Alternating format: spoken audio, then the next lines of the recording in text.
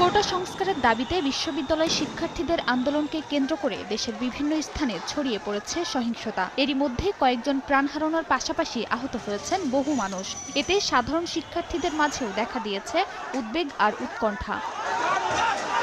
এ অবস্থায় দেশের সব সরকারি ও বেসরকারি বিশ্ববিদ্যালয়ের শিক্ষা কার্যক্রম বন্ধ রাখার নির্দেশনা দিয়েছে বিশ্ববিদ্যালয় মঞ্জুরি কমিশন ইউজিসি।